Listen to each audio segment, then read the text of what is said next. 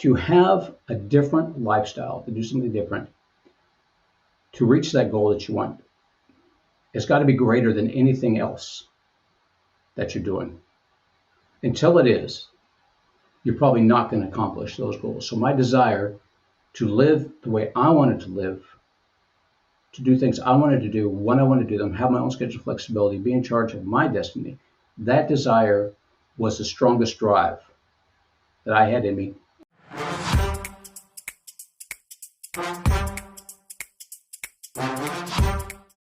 Hey, what's going on, everybody? Joel Irway here, and welcome to a very special episode of Experts Unleashed. Guys and gals, I am pumped for today's special guest. We've got a very special episode for you here today. I've got a very good friend of mine, Greg Mohr from Franchise Maven, and today we are going to be diving into something that I'm going to be honest with you, I am extremely fascinated to learn about. It has been something that I have considered for a long time, considered before I started my entrepreneurial career. I would bet that a lot of you have considered this in some stage of your entrepreneurial career or some stage in your business. Maybe you even own one of these, but we are going to be talking about franchises today. Greg is one of the foremost leading experts in franchising opportunities. He is a consultant for many of the franchises that are many of the biggest franchises out there. He's a Wall Street Journal best-selling author, and so I am extremely excited to treat this as a free consulting session. Sorry, I'm going to be a bit selfish here, but I want to pick his brain, and we're gonna have a lot of fun and talk all things franchising. So by the end of this, you will know as much as you possibly can about the common questions that most people have when exploring franchises, all the different types of franchises, what franchise fits our lifestyle, what franchise fits, your goals. And without further ado, let's jump right into it. Greg, welcome to the show, my man. I'm excited to have you here. Joel, great to be here. I appreciate you having me on, sir. And Greg, where are you located right now? Where are you based out of? Licking, Missouri, Licking, out in the Ozarks. The Ozarks. It's the only thing that I really, aside from St. Louis, everyone always can point to like the Ozarks. And so I was like, how close is that to the Ozarks? It's about my only recollection of Missouri. But I'm excited, man. I'm excited to dive in. For my listeners who are tuning in right now, can you give us a quick context, a quick background of, your experience with franchises? Because I tried to do as much justice as I could with the introduction, but give a formal introduction as to your background. Well, actually, the funny thing is, when I first started out working in the working world back in high school is when I got my first introduction to franchising, and I worked for Taco Bell. And there was a master franchiser that owned a whole bunch of Taco Bells over in the Sacramento, California area. And after working in there for a little while, when I was like 16, I moved up to become a manager. And then I started managing their Taco Bells all over the Sacramento area. Real fun, real easy to do, just step into each one. And since they had all those policies and procedures in place, it was really simple to go from one to the other. And what she had me do was build up her sales in each one of her different ones. So that was my very first foray into franchising. I actually left there after a while and went into the corporate world. I got a degree in engineering and physics and did that, but eventually got back to the franchising world itself after actually a little stint in restaurant management, probably about 15 years, engineering about 15 years, then came back to franchising after getting laid off, of all things, and then bought myself a franchise or invested in one. I found myself a couple of franchise consultants that helped me out. It just took off from there, and I decided to get into the franchise consulting world, and here I am today. So you started when you were 16 years old. You worked at Taco Bell, right? That was your first experience in a bricks and mortar franchise, right? So what happened, like when you were 16 and you're so young, right? You're probably just doing it to make some money and get a side job. But when you experienced it, was there something that kind of, when you were 16 years old, was there something that kind of turned you on to the art of like what was happening with franchises? Like, did you really understand that Taco Bell was a franchise and there are other locations? Like, did you see the opportunity of possibly someday owning your own Taco Bell, or not at that point when you were 16 years old? When I first started out, no, you're right. I just wanted a job. And I just knew the people that were running that particular one, the managers that ran it. And I went and applied for it and I got the job.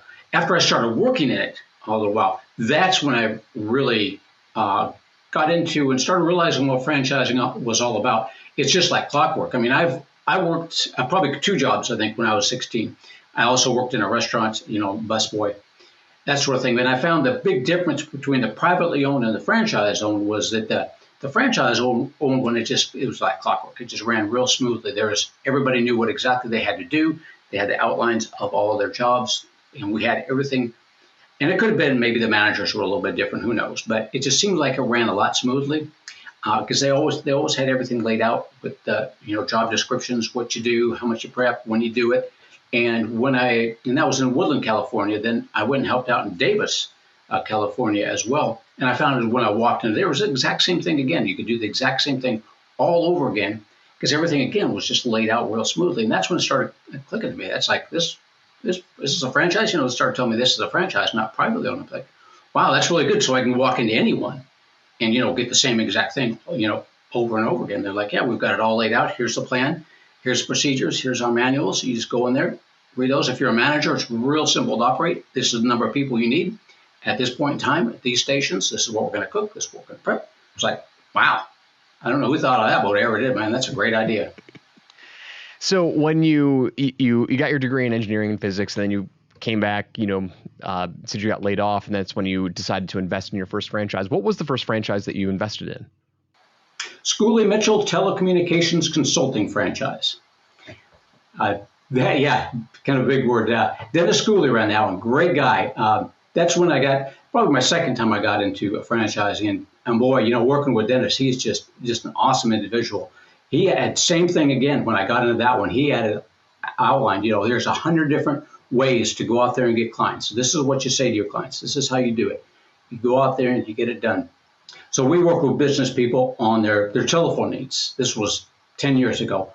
Schooley Mitchell's, broadened out into other cost savings areas as well, but they mostly did cost savings for phone systems back then. So if you think about phone systems, you think about, I got 3 phones at home. I'd like to save some money on it.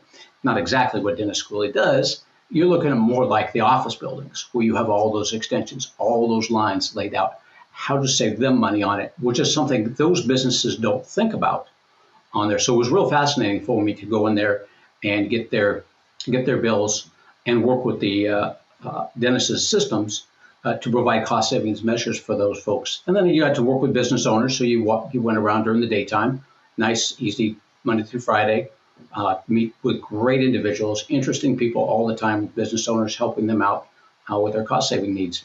Great franchise. Great person. Interesting. So did you own your own when you had that was your first franchise that you bought, right? That was your first franchise that you owned? Okay. So when you ran that, did you have bricks and mortar, or were you this is where I start to get a bit confused with like the franchise model. And so I'm going to ask, the 5-year-old questions, just because I would rather me ask the dumb questions than, my listeners have to, expose themselves. So, I'll play the dumb card, right? So this is where I always got confused with the franchise model.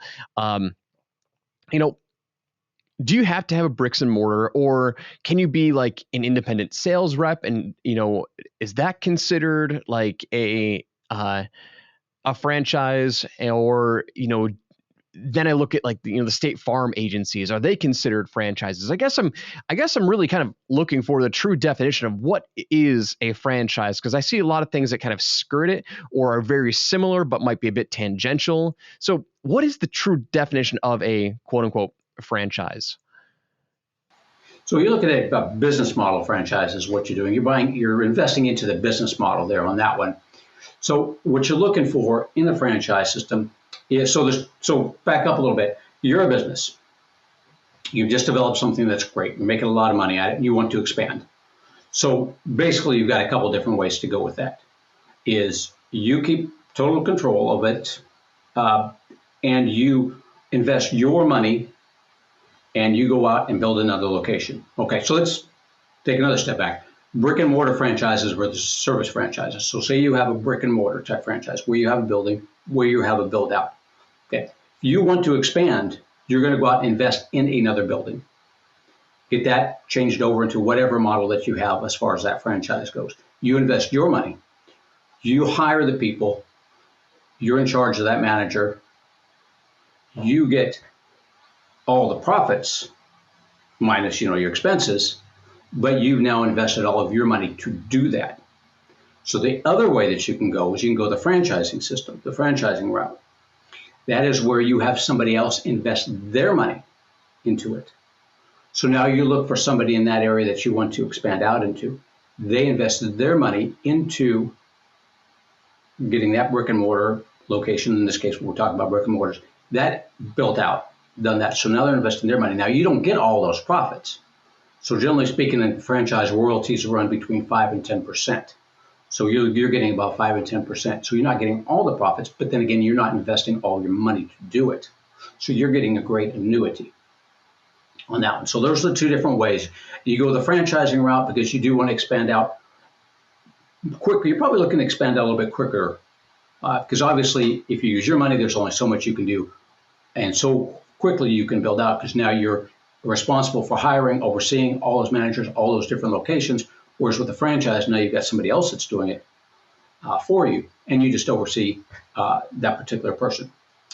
Now it doesn't have to be a brick and mortar type franchise. There's basically two different types. The brick and mortar, and which is what most people know about. Most people see those. You're driving down the road, you see your McDonald's, you see your Taco Bells.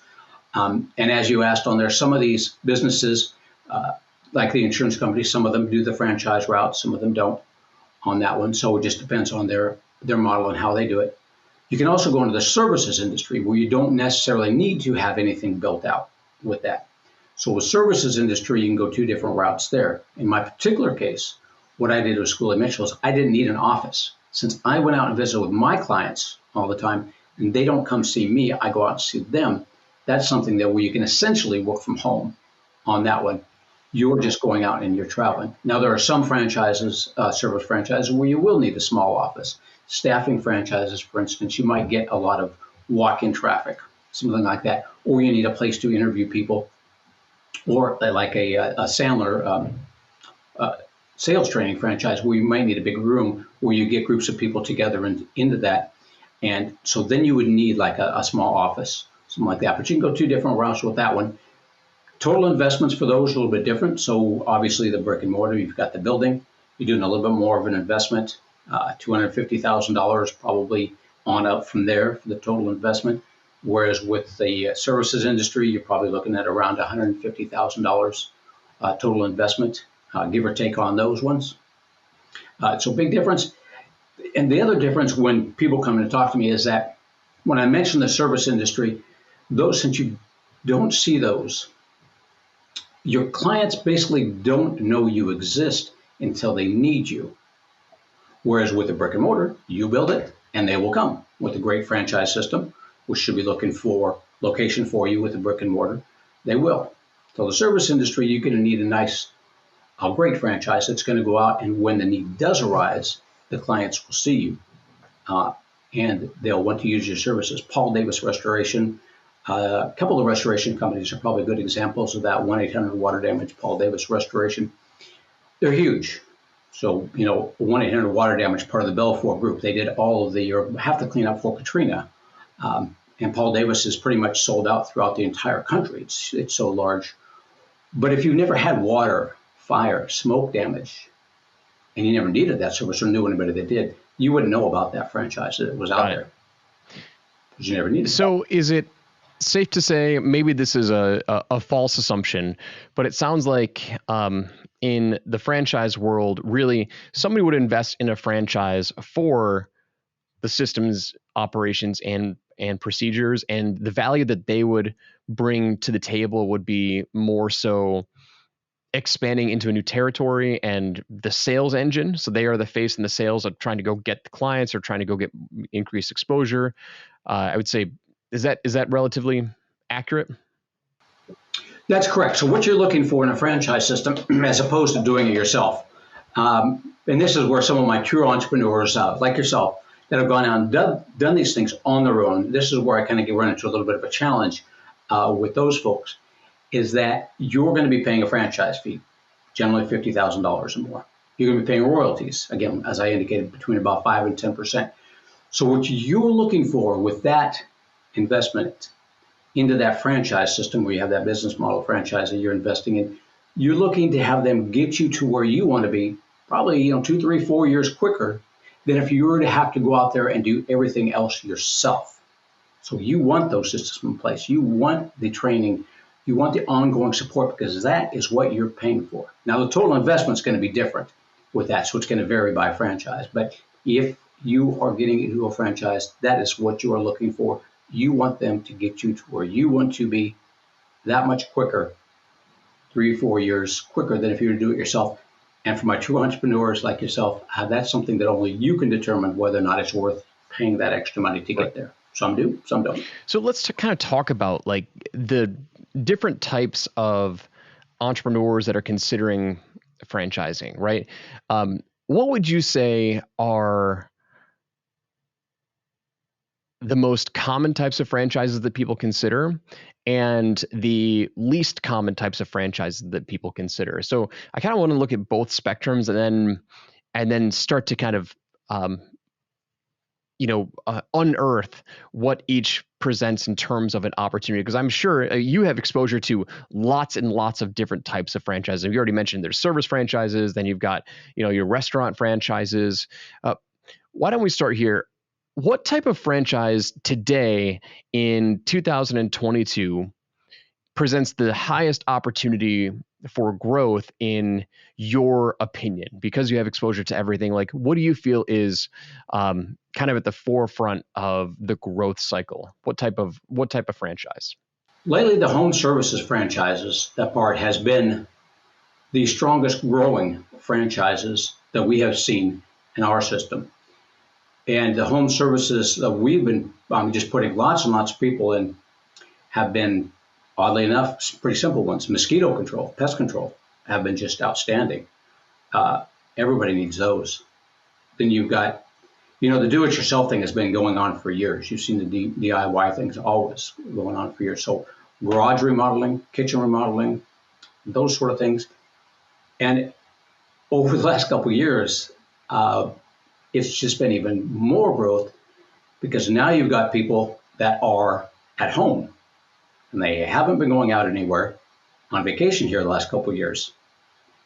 So it's gotten even more growth, because now they're sitting around the house, not going on vacation, looking at the house going, hey, I think we need to fix something around here. I don't like that. I never noticed that before. They've been at work all the time. They haven't been at home quite that much, so they don't really notice. But now with them being at home, they're just like, this needs to be fixed. That needs to be fixed. You watch all those DIY things and you think, I can do that. That's pretty cool. That's pretty easy. But then when it comes down to it, they're like, maybe not. So we've seen those grow amazingly well on there. The other thing, oddly enough, there's a big thing about going with electric cars and, everybody switching over those. But the other franchise system that we've done a lot with is oil changes, believe it or not. Very simple oil changes. Yeah. So a couple different oil change companies out there have just been going nuts. People like that basic, simple model. So that's kind of the difference now between going for the services industry, the home improvement, which is, the services, you don't need an office, or you don't need a brick and mortar, maybe a small office if you need that, going to the people that just like more of the brick and mortar type people that really just want a building to do something with. So oil changes, Strickland Brothers oil change has gone nuts. Costa Oil has gone nuts. So those are a couple good ones. They continue to grow. And then the other one's good that's going to be up and coming that's going to go is corporate cleaning. When you get into corporate cleaning, corporate cleaners, that sort of thing, because obviously the offices have needed cleaning before. They've always needed cleaning, so it's always been good. But now there's more of a push to get it done a little bit more often, because you want to get that sanitized and make certain that there's no germs on there. So good one to watch. That one will continue to grow.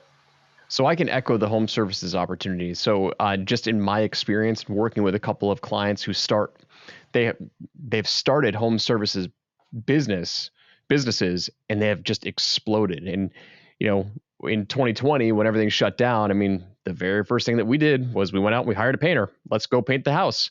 Let's go do this. Let's go do. I mean, we probably spent $15,000 on home services projects just like that, and then everyone was booked out. I mean, we had months and months of delays just because everybody was just swamped. So it's good to see that has still continued the trend. That's fascinating. So those are kind of the highest growth opportunities. Now, what about the most unique franchise opportunities that people probably wouldn't consider? I know you already kind of mentioned a couple. Like, I had no idea oil changes was a franchise opportunity, right? But what are some other unique ones that people probably didn't even know existed? Well, if you like pets and you enjoy working outdoors all the time, then one unique one that actually makes a whole lot of money is duty calls, of all things. Something you probably haven't heard about, but not everybody likes cleaning up those little piles in the yard. And amazingly enough, they'll actually pay somebody else to do it. So that is a unique one, and they make really good money. I mean, you're probably making more than if you were in the corporate world on that. And keep in mind, with all these franchises, you're not the one doing the work. You don't work in the franchise. You work on it. You have other people do it for you. So you just have to find other people to do that for you. But that's a very unique one. So what is really good? That on the sorry, I want to jump in. What is really good money? Like, can we quantify that? It's hard to quantify that because in our business, the Federal Trade Commission really restricts what we can say on that. But into six-figure incomes for some of those franchises, some of those service franchises, that's what they put together for you to do, is to bring in a good, solid six-figure income with one territory. They'll give you enough people to do that. So if you go out and do it, follow their procedures, follow their policies, then it is doable for you to do. And I can't tell people how much they make, unfortunately, because they give us all these numbers, they tell us the numbers, but Federal Trade Commission restricts it. But I know what they're going to hear when they get on the phone with the franchisees, so I know which franchises, depending on what they want to do. So I'll know what they're going to hear as far as what they're going to do every day, what kind of money they're going to be bringing in. So I can put them on the phone with franchises where I know they're going to be hearing what they want to hear. So if they want something in the six-figure income, then I know I can direct them towards certain franchises that when they get on the phone with the franchisees can tell them exactly how much they make. That's okay. So that's what we do. We put them on the phone with the franchisees, and I got to have a good idea of what they're going to hear from the franchisees. Because if they want to replace their corporate income and the franchisees making $25,000 a year, they're just going to laugh me out of business on that one. So good money is, a good solid six-figure income, replace your corporate income. The potential is there for these.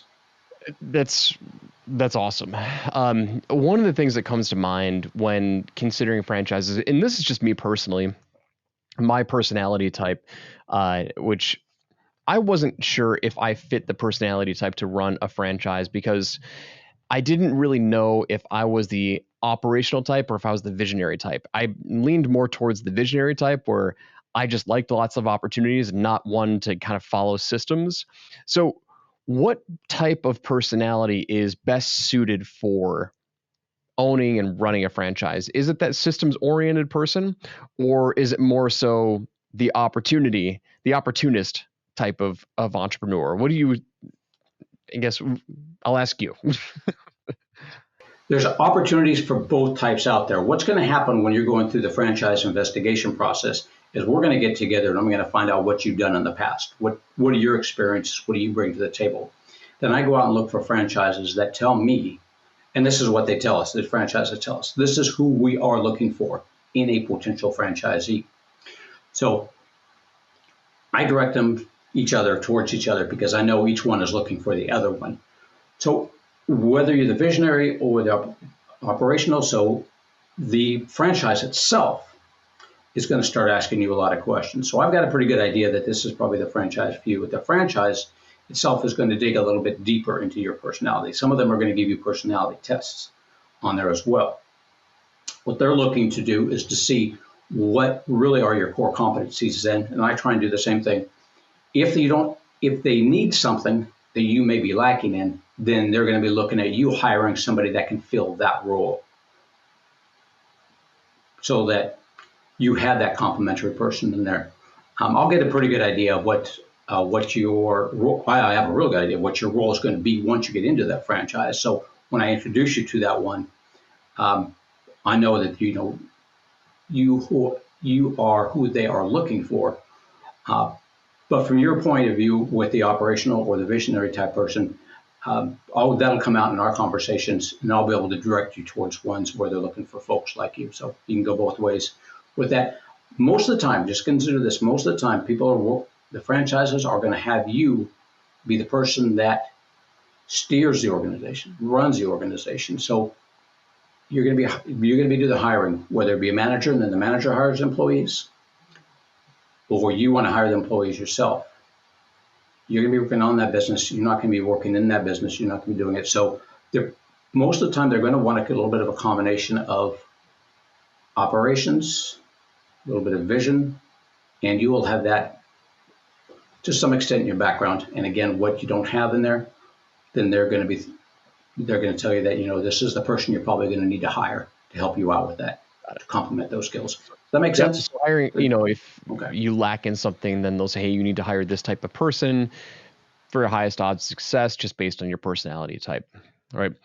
Do you have a case where, or where would you say if there's somebody who really isn't a good fit for franchising? Like, sometimes it's easier for us to kind of explain who this isn't a good opportunity for, more so than it is who this is a good opportunity for. So who might be like a generic bad fit for franchising? You're really, really true independent entrepreneur is not, they're probably my toughest ones to find franchises for, because they know how to do it. They've done it themselves, and they want to go out there and they want to do things their own way. So if you're looking and you're just thinking that your way is the only way to do it, and you're going to go in there and if I start presenting franchises to entrepreneurs and they say, well, I see ways that they can improve it already, that's just not going to be a good. I just tell them, this is not going to be a good fit for you. The franchise has got a proven system. They've done it time and time again. You can, as a true entrepreneur, because you've done things before, you can help them grow. But if you think you're going to go in there and start changing things without knowing anything about the franchise system itself beforehand, then that's not going to be a good fit. And it's come out a few times. I've had a few of those things. I'm just like, I tell you what, you go build up another business, come back to me, let's turn it into a franchise. And that way, you can tell people to do things because that's what you really want to do. So my true, down-to-earth, hardcore, true entrepreneurs, tough calls, probably not. Unless I had a couple of them that had been like 60 years old and they're like, I know, I've done it all before and I just don't want to do it again, but I want to have a business to run. So just find me something and I'll follow their rules and I'll follow their procedures. But I don't want to go through that whole thing again. So sometimes it works, but most of the time the hardcore ones. So your independent trailblazers are not a good fit for running a franchise because their mindset's more of like, got to do things my own way, instead of saying, hey, I've got this blueprint. I need to follow this blueprint, and that's my opportunity for success. Okay, that makes sense. Awesome. So, I guess like where do you see the world of franchising going, right? Because everyone knows about the Taco Bells, the restaurants, McDonald's, right? That's kind of like your template franchise that a lot of people refer to. But like, have you seen the franchise world change over the past 2 years since the world has been locked down? Has it changed for the better? Has it changed for the worse? Like, what do you see as the future for franchising, and like, what should people be aware of in, whether or not this is something that they should consider, or seriously should consider, I want to say? It's been getting a lot better with the lockdowns. There's been a lot of people who have realized that they have been doing the same thing for so long, and they now, the last couple of years, have had to change. on there. Things have been changed so much. So now, you get into a routine. You like your routine. It's a good routine. I love routine. I got 6 dogs at 10 o'clock in the morning or 10:30 in the morning. When it's time for my break, if I'm still on the phone, they're up and pacing because I'm in a routine. I get up, they know what it is. So people get into that routine and they like it and they're comfortable with it. So a lot of people have been taken out of their comfort zones over the last couple of years on that. And I think that starts getting you to realize that, okay, maybe I should start looking at something different. I now had to do these things different. It wasn't the end of the world, well, for the most part, for me. For a lot of people, it might have been really devastating. But for the most part, making those changes of working from home and not, doing the same thing over and over again wasn't the end of the world. So they're starting to think now, what else? What other different things that I can do to change so I can get the kind of lifestyle that I want to lead on that. So they like, they maybe a little more schedule flexibility since they've been at home, working that, realize that they can still get work done. So a lot of people have been getting into and looking at franchising over the last couple of years. A lot more of them have been doing that on there. So one of the things we see, a lot of the things changing about franchising is, as you were asking, everybody wants to know how much money I can make. So for a while there, when I first got started in there about 10 years ago, they had the franchise disclosure documents. Sorry, I say but probably don't. Not everybody knows what they are, but franchise disclosure documents to give you a breakdown of what's going on with the franchise. And one of the things that they have in there is what they call their financial disclosures under Item 19. When I first came into the business 10 years ago, there wasn't a whole lot of franchises that necessarily collected the financial information from their franchisees and put them in there, so they had financial disclosures on all their franchisees. I see that changing a lot too. So a lot more franchises are gathering that information because that's important information. As you pointed out earlier, what can I make on there? They want to see that. So that's been a good change as far as franchising goes for the future itself. Getting a little bit more transparency as to what the average franchisee is making, what the lower end is making, what the higher end is making, so that you can kind of get a feel for the potential for you to get out there on there. So that's on the plus side. So you want the downside as well.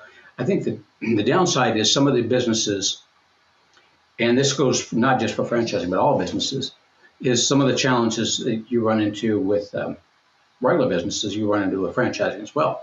You still got the people that you've got to consider, that you've got to hire. You still got your supply chain issues that you've got to work with. So some of your parts for your vehicles and that sort of thing may be more costly. So you got to adjust all those. So your profits may take a hit on there. But I think that with a franchising system, especially a larger franchising system, you've got that group together. So you got that group discount usually. So you got a group of people that are buying in, as opposed to something that's privately owned, where you don't necessarily have the group buying power that you do with the franchise. But there's still things to consider. Restaurant franchises. When can you be open? Are you having deliveries? Can you do takeout? That sort of thing. So you still have, or you had that. I'm not sure you have it too much anymore, and hopefully that'll go away pretty soon as well. So where do you see most franchisers get tripped up? Like if they're a first-time buyer, first-time investor in a franchise, like where do you see the most struggle happen, or the most common mistakes of, someone who might not get up and running or not see the type of success? Like what are some of these obstacles that, me or someone who's considering investing in a franchise, what should I really be concerned with? Like where do most people fail? You really need to get to know the industry that you're getting into on that. A lot of people get in, they like the things that they see. When they see a lot of people lined up to go to a certain location, they see that as being the next best thing, but it may not be a long-lasting best thing. So don't get caught up in the hype of something that is just starting out and seems to be good and will grow. Sometimes it'll work out, sometimes it won't. Obviously, Orange Theory Fitness was a great opportunity to get into to begin with, and it took off great. So that was a good one. But there's some that may not be. So get to know the industry that you're in. Get to know as much as you can. Investigate that industry. There's many different reports that you can get out there, industry reports that you can use. But don't get caught up in just necessarily in just the hype of something that's new and exciting. Realize what it is that you're going to be doing on a regular basis. If you want to be real successful as a franchisee, then you want to talk to the franchisees who are making the most money in that franchise system. Now, the franchisor will point them out to you and they'll direct you to them. Get on the phone with them, find out what do you do every single day. Picture in your mind yourself doing that. If you can picture yourself in your mind doing that on a regular basis, then chances are you're probably going to be pretty successful on that. If you cannot, don't be thinking that, I can change, I can make this, I can do this. It's going to be a little bit more challenging for you to do that. So you got to, and that's why I usually present, a few different franchises and have people look at a few different franchises. So really, you got to just picture in your mind, what is your end goal? What are you trying to accomplish?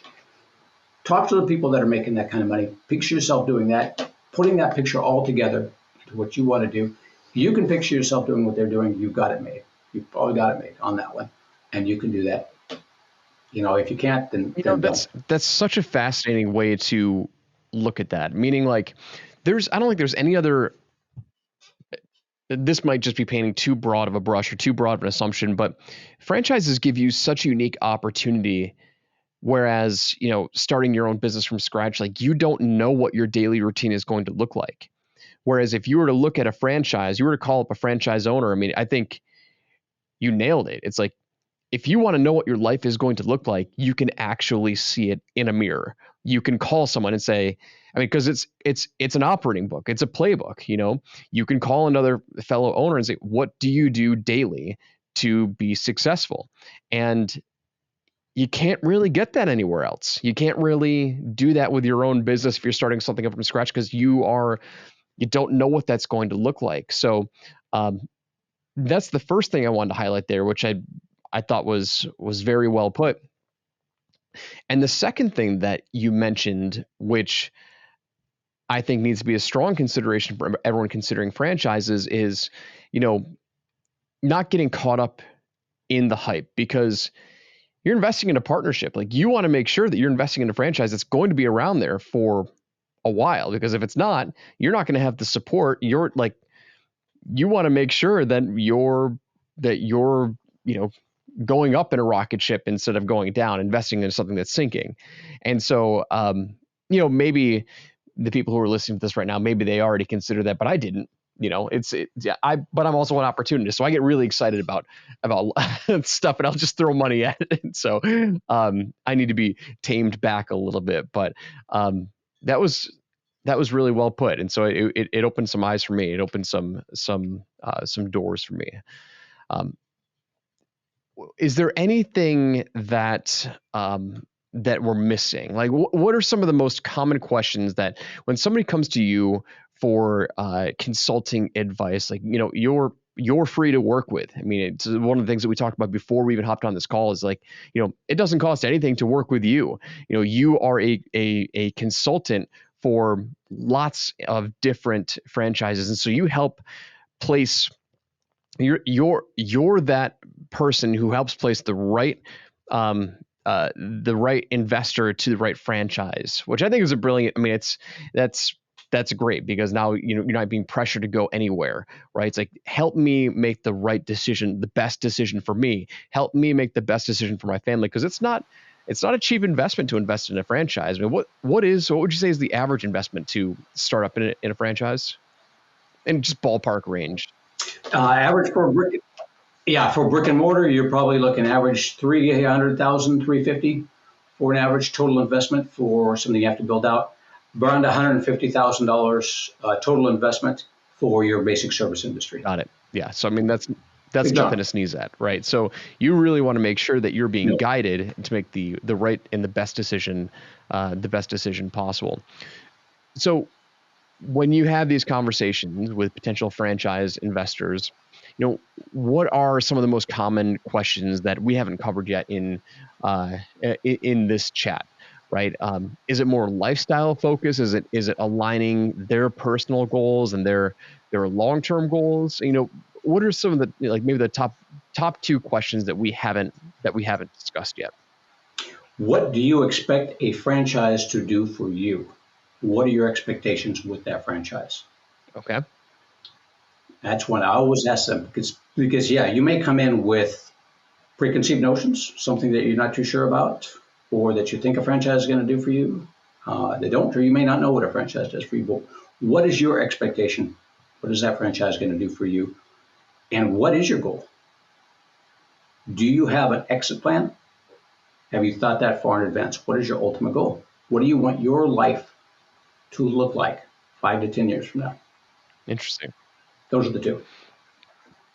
Or three. What do you say is the most common response to that when you start talking to, what is the most, let me reframe that question. What do you feel is the most common response to the most successful franchise owners? Like when they end up making a decision, they do go invest. What are some common themes of the ones who end up having the most success to those questions? Yeah. So they're looking for a partner. When I ask them, what are your expectations for what that franchise is going to do for you? They said, I'm looking for a partner. I'm looking for somebody that's going to help me grow, help me reach those goals so we can do it together.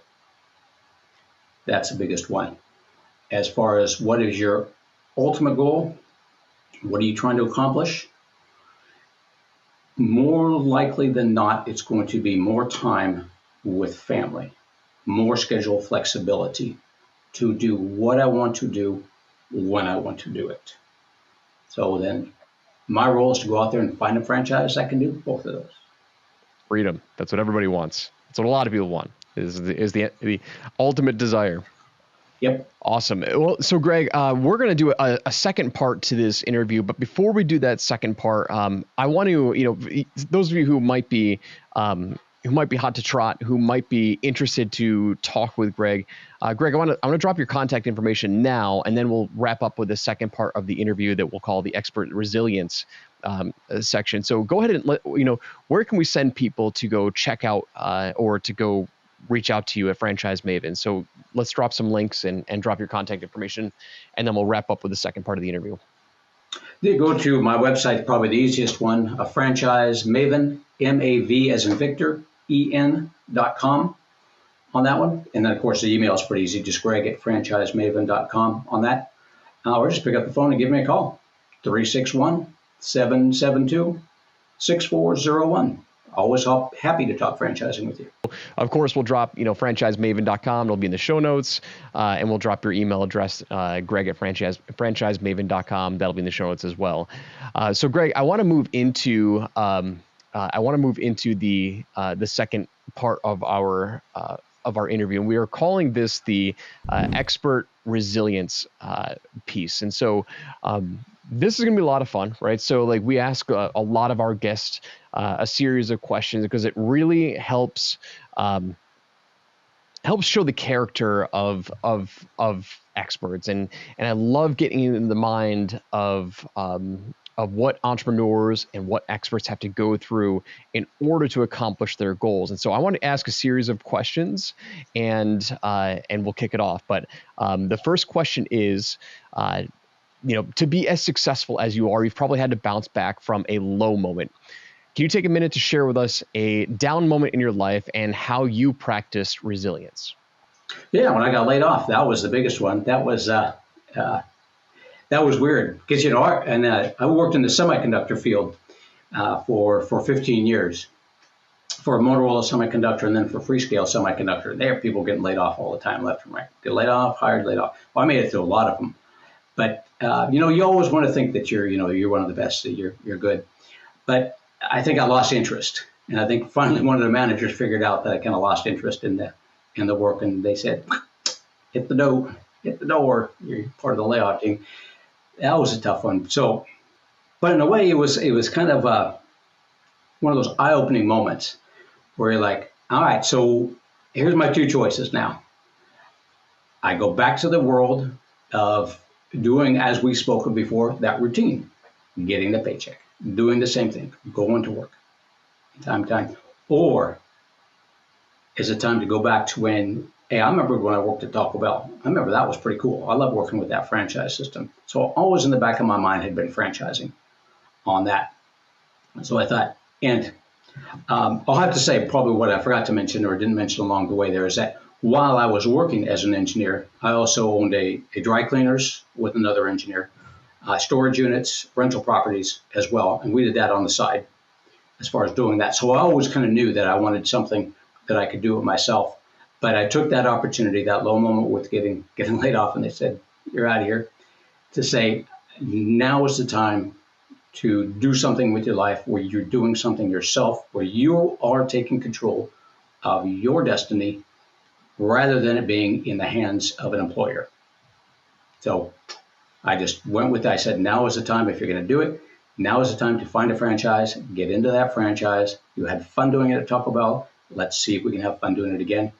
That was 10 years ago, and living my dream today of doing what I want when I want. Now, when that happened, did you have a family? Were you married? Like, did you have a safety net to fall back on? I mean, because that's a pivotal moment. That's a big shift. It's also, I'm assuming you were probably nervous, scared. Like, what types of emotions were going through your head when, you got laid off and then you were trying to make that decision of what to do next? Like, how did that feel? Well, it was kind of devastating, and kind of came at the. It was kind of devastating, definitely in a way. It was like, I can't believe you laid me off. I mean, I'm smart, I'm intelligent. It was Tau Beta Pi, National Engineering Honor Society in school. I'm one of the smart ones. You guys laid me off. What's up with that? And yeah, I had married, I still am, same wife for 30 years. But at the time, it was kind of tough because I couldn't fall back on her because I had to be her support system because she was stationed in Afghanistan at the time. So I was all alone at home with our 8 dogs at the time. So my fallback team was 8 dogs. We had lots of long talks about things on that one. But it was a soul-searching moment. It was really tough because now I had to be strong for my wife, who was back in Afghanistan, make certain that kept up her spirits. And at the same time, I had to say, all right, now what are we going to do to make money here? What's the future going to look like? So it was a tough soul-searching moment, definitely. How long did it take for you to, like, after you made that commitment, that decision, like, okay, this is the path that I'm going to go down, how long did it take for you to kind of get your first opportunity to present itself and ultimately your first victory, small or big victory? What did that look like? How long was that gap? That probably was about a month, I would say, is what it was. So at this time, so it's kind of funny. So everybody's getting laid off over it. I think it was Freescale semiconductor at the time. But at the same time, another division needed some people, some employees. So I ended up, the HR department got me an interview with one of the other departments at the time.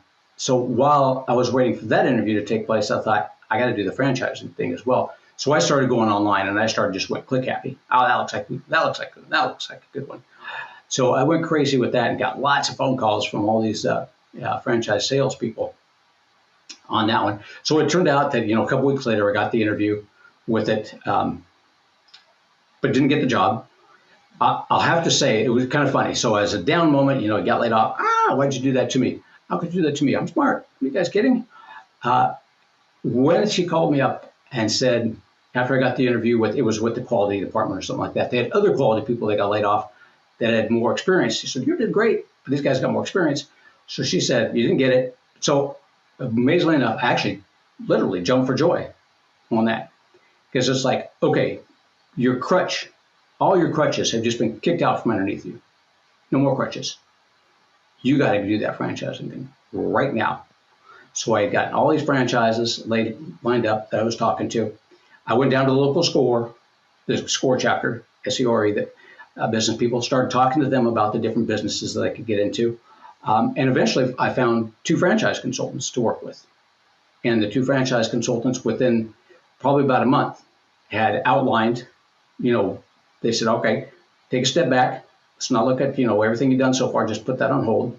Let's take a look and did just what I do now. What are you looking to do? What are you looking to accomplish? What do you want your life to look like? So I got with them. So probably 3 months after I had gotten laid off, and probably about 2 months after the second interview, I didn't get that job. I was in the Scully Mitchell franchise system, and went up to Canada to do some training, and I was off and running. It's amazing. I always love hearing those stories of the pivot stories. There's always a turning point, or there's always a reinvention point, and sometimes it happens. A lot of times it happens many, many, many times. And so I love hearing those stories, because in our mind, when we're going through them, there's a lot of fear, but we don't know how long it's going to take. We don't know what the response is going to be. But a lot of times it happens like when you get through it on the other side, you realize it happens very, very fast, or like you are resilient, right? You know how to build the parachute on the way down. You know how to keep yourself afloat. And I love hearing all those stories. So second question we have for you. So if you had to pick one, what mindset would you say has meant the most to you? And can you share an example of how that works? Determination, desire, determination on that. That's the biggest one on that one. For that, in almost anything. So I have to say, I call it desire. A lot of people call it determination or willpower, stick-to-itness. But you've got to have that desire in your system to do something different. So at one point in time, about 10 years before I got laid off, I'd weighed like 220 pounds. And, my heart, blood pressure in my heart and everything went up one day at the office, and they had to call the medics for me. And that was one of the things where I said, you got to change your lifestyle on that one. I mean, you just, the way you're going right now with eating what you're doing and, not working out, getting fat, you got to change it. So a lot of people call it willpower, determination, whatever. I just call it desire. You desire to have something that's different, so you want that more than you want other things in life. So I love the chocolate. I love the big fatty foods. I lived in Texas at the time, loved the barbecue, but I gave up, eating meat and eating sweets after 12 noon. And it wasn't that difficult. And it's the same thing in business too. What you're looking at there and what I did with the business thing was, after all my crutches been kicked out from underneath me, it's like, I could go back and start going to other companies and start applying for jobs, but it's going to be the same thing all over again. The desire to have a different lifestyle, to do something different, to reach that goal that you want, it's got to be greater than anything else that you're doing. Until it is, you're probably not going to accomplish those goals. So my desire to live the way I wanted to live, to do things I wanted to do, when I wanted to do them, have my own schedule flexibility, be in charge of my destiny, that desire was the strongest drive that I had in me. And I could just overlook some of these other things, having that regular paycheck, having that, I know exactly, where my insurance companies are and all that. I think it's that desire that really pointed me in that direction. Would you say that, yeah, so would you say that your desire is often linked to some sort of like painful incident? I mean, when you had your health issue, your health crisis, right? You were on medications, that triggered you to have a desire to change. When you got laid off, that gave you the desire to not go back to a typical employer, but to go start out on your own path. Would you say that your biggest desire moments have often been linked to like a negative event, and that's what triggered the desire? Or do you have this innate ability to kind of create desire on demand for achieving anything that you want? I can create desire on demand for achieving anything I want on there. The big major things in life generally come from pain moments on that. And a lot of my people are the same way. It may not be just one pain moment, but it builds up over time. That pain builds up over time. There's usually an issue. There's usually a problem. For me, if I want something, I'm going to go after it, and I'm going to create that desire on there. I think that it came to me back when I got laid off, and then, or actually it came to me back when I was when I had those health issues, and I never took any medications. They gave me some medications to take, and I said, I said, if I'm going to do it, it's going to be natural. I am not, they gave me some drugs, sent me down to the doctor, and I'm like, I had a misspent youth. I did some things probably shouldn't have. Not going that route, not doing any kind of medications.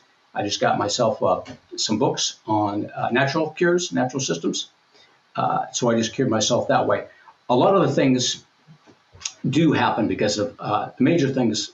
A lot of major things happen because of negative events or just a buildup of too many negative events. And I see that a lot with my clients, as well as some of the things that I did also on that. But now I can, now that I've felt that, I can bring that out again. When I want to get something done, when I want to get something accomplished, I can bring that desire out in me again. Okay, this is what I got to do. I might have to give up a few things here to do it, but this is what I want. So I go after it. Yeah. I mean, that's amazing. Yeah, that's, I think you're kind of underselling your ability there a little bit, like creating desire on demand and executing is, I mean, people will pay a lot of money for that. You know, being able to lose weight on demand naturally without any sort of assistance, you know, just saying, okay, nope, it's time to make a change and being able to follow through on it. That's incredible. Awesome story. All right. So what is something that you or your company does that you are really good at? And do you have a story about that? You know, like what is one of your ultimate strengths? Finding people the right franchise. As cliche as that may sound, that's pretty funny. So I had this wonderful lady from Germany found me on LinkedIn, and she had one goal in life. That was it. She said, I visited San Diego a couple times. I live in Germany. I visited San Diego a couple times. Greg, get me to San Diego, and I'll need to make money while I'm there. Okay, let's see what we can do. And sure enough, we did just that. We sat down. We did the same thing I do with other folks. It's like, you know, where have you been? What have you been doing? What kind of lifestyle do you want over there in San Diego? Or what do you want to do? What do you enjoy doing? What's your goal? Obviously, your goal is to get to San Diego. It's the ultimate goal. So we found a franchise for her. We got her an E2 visa attorney to get her visa over there. And before the year was up, it took about 11 months. But sure enough, we got her over into San Diego, and she was just posting pictures like crazy on Facebook, just having a great time over there in San Diego and running a very successful business at the same time, which she thoroughly enjoyed doing. So that's some of the things we do best, is really just sitting down with our people and really talking them through, and, you know, painting that picture. They paint me a picture of, you know, what they're looking to do. And then I run with that and say, okay, so, you know, this is what you're looking to do. This is the picture that you want. So the biggest challenge then that comes from me is finding that franchise that meshes together with that picture so they can see themselves doing it. Is that a common situation, Greg, where somebody comes to you and says, I want to move here, and I think a franchise is my best opportunity to do that? I mean, is that a common occurrence? It's not common, but it happens. And she didn't care whether there's a franchise or not. She just said, I saw you're a business consultant. Just get me over there. I don't care how you do it. Just get me over there. That from another country over there is, I've only done that a couple of times. I took another one from Pakistan, I think it was, on that, and moved them over into Washington State, of all places. On there, I think they were over in Pakistan or India, somewhere around in those countries, and they wanted the same thing. They wanted to go over there. So it does happen, not real often. Most of the time, people want to stick with their local communities. You know, I never thought about it. I'm like, oh, you know, if anyone is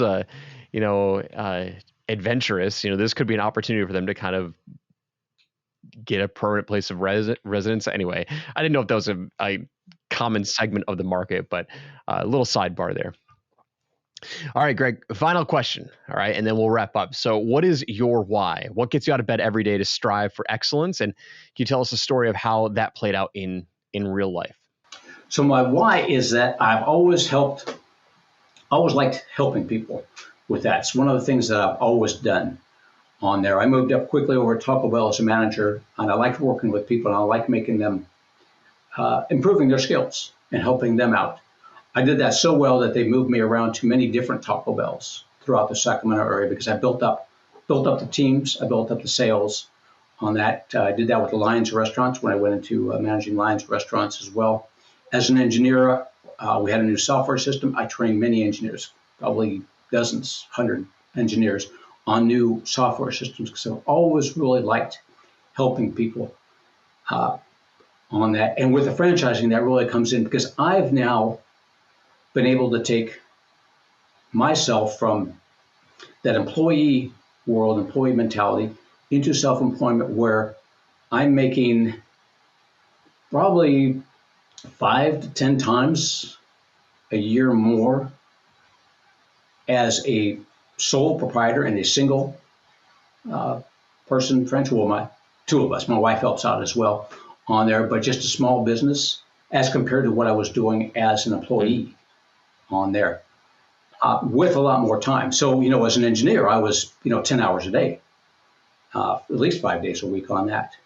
Now, I can just take off if I want to. With my particular franchise business, if I'm not talking with people, I'm not making money on that one. So there's many different franchises where it's not that way for you. So don't think that you have to be there all the time doing that. But I really like helping people realize the dream that I have created for myself. I realize my dream. I know other people can do it as well. I like helping people see that and realize that there is something different out there. If the situation you're in isn't what you had in mind for yourself, really wasn't what you pictured when you were growing up and getting that degree and getting that job, and you want to change that picture, and that's where I come in. I've done it. I know it can be done, and I can help you do it. That's what I get up every morning thinking, who's the next person that's going to come to me saying, I want to move to San Diego. I'm in Germany. I want to move to San Diego. Get me there. But there's other stories like that as well. I had a person over that was moved from the East Coast over to Oklahoma, worked in the IT department, said, they're not paying me enough over here. I need to get paid more. Find me a franchise that gets me paid more in the IT department. So we put her into an Honest One Auto. Okay? Automotive service franchise, what we put her into. Go figure. She wanted to get a better job as in the IT department, put her into an Honest One Auto, because what we found out is that she really liked cars. That was her thing. That gets her up in the morning. She really liked that. So there you go. We'll find out what you like, and we'll get you into it, and we'll help you realize your dream.